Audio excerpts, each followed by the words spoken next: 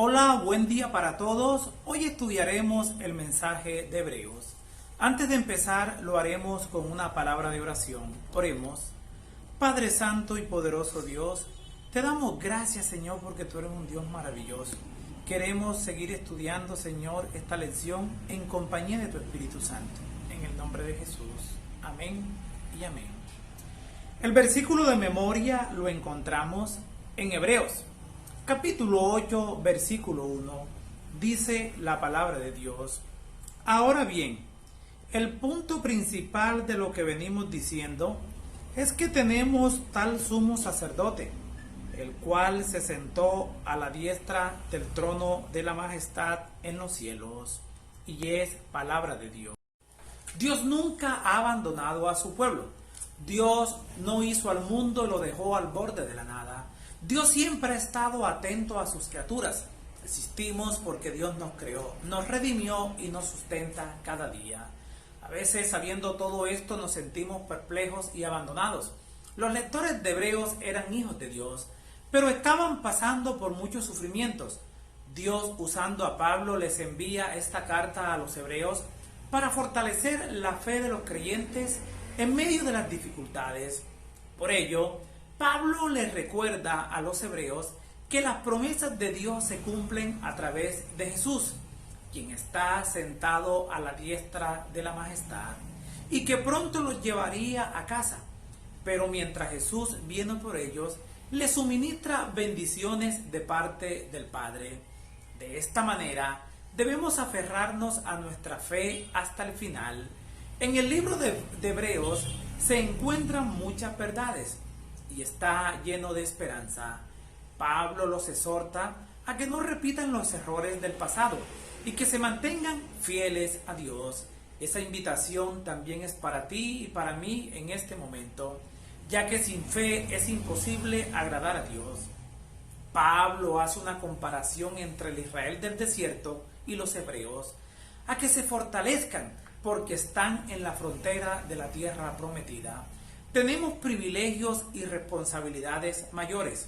Tenemos el testimonio de las Escrituras acerca de las maravillas que hizo Dios con el pueblo de Israel. Decir que no hay excusa para faltarle a Dios, a Jesús hecho carne. Así que cobremos fuerza y levantemos nuestro ánimo porque seguimos a un Dios real. Pero ante todo, tengamos presente que Jesús es nuestro Rey. Al igual que Dios, Jesús es el gobernante del universo. Pero al caer Adán en pecado, Satanás se convierte en gobernante de este mundo. Pero Jesús vino como nuestro libertador y derrotó a Satanás en la cruz. De esta manera, gobernará tu vida si lo aceptas como Salvador. Si quieres que Jesús sea el Rey de tu vida, solamente debes abrir el corazón para que entre y more en ti. Leamos Hebreos, capítulo 1, versículo 6 en adelante. Dice la palabra de Dios. Y otra vez, cuando introduce al primogénito en el mundo, dice: adórenle todos los ángeles de Dios.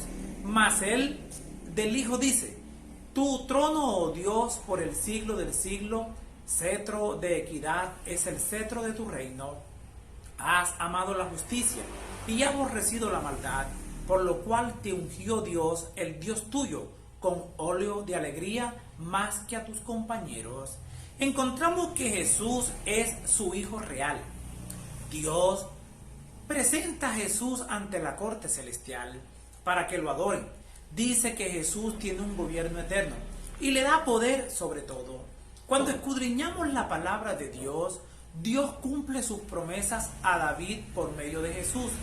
Jesús nació del linaje de David en la ciudad de David.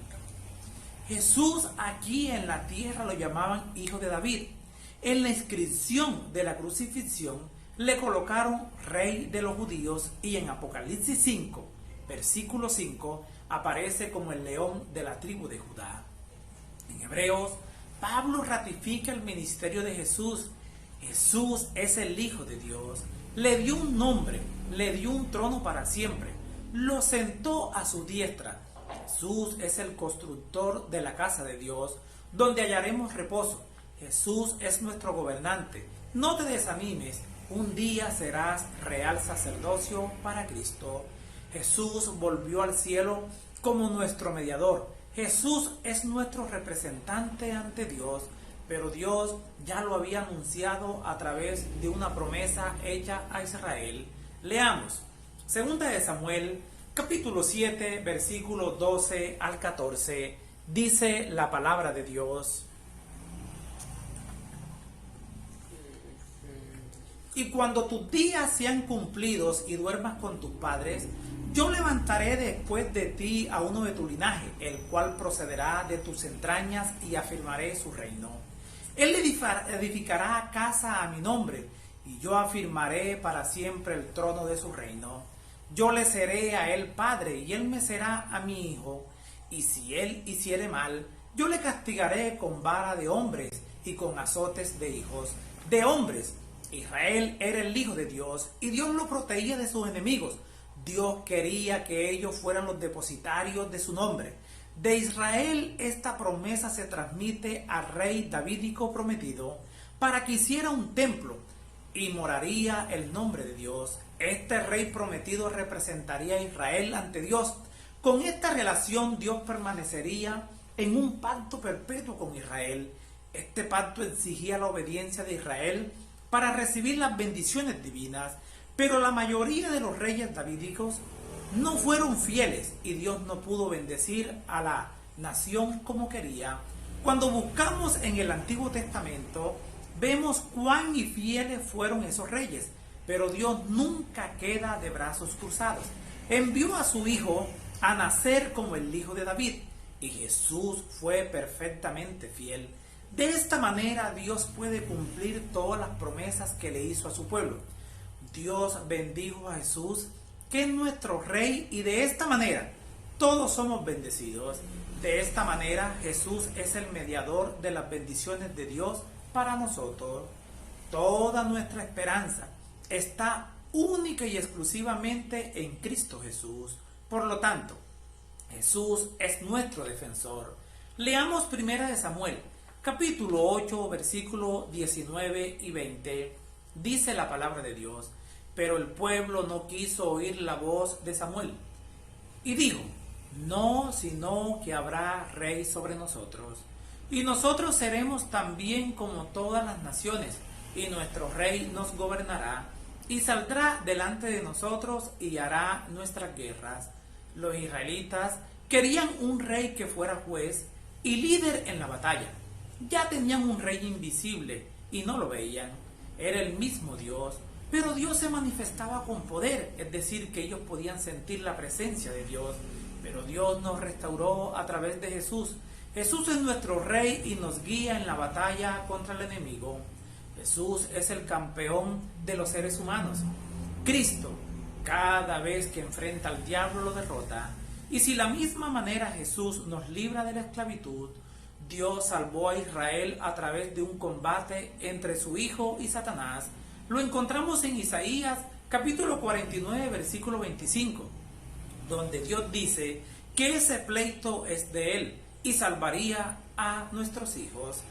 Avancemos, a veces nos sentimos solos en los combates con Satanás. Busquemos a nuestro campeón, que es Cristo Jesús, y Él nos defenderá en la batalla. Estamos en guerra con el diablo, pero Dios es nuestro defensor y va delante de nosotros a la batalla. Dios confía en nosotros como parte de su ejército. Debemos colocarnos la armadura del cristiano. Jesús tiene otra función en el santuario. Es nuestro sumo sacerdote. Leamos Hebreos, capítulo 5, versículos 5 al 6. Dice la palabra de Dios: así tampoco Cristo se glorificó a sí mismo, haciéndose sumo sacerdote, sino el que le dijo: tú eres mi hijo, yo te engendré hoy. Como también dice en otro lugar: tú eres sacerdote para siempre, según el orden de Melquisedec. Los sacerdotes fueron designados con varias funciones: para representar a los seres humanos y mediar en su relación con Dios. El sacerdote era un mediador. El sacerdote facilitaba la relación entre Dios y el pueblo. El sacerdote ofrece sacrificio en nombre de los seres humanos. El pueblo no podía llevar esos sacrificios a Dios. No lo podía hacer personalmente, para de esta manera conseguir el perdón y la purificación. Los sacerdotes ahora entran en función. Enseñaban la ley de Dios al pueblo. Eran expertos en los mandamientos de Dios. Los explicaban y los aplicaban en su vida cotidiana. Los sacerdotes bendecían al pueblo en el nombre de Dios, pero por medio de Jesús, es decir, cuando lo aceptamos a Él también, somos real sacerdocio y nación santa.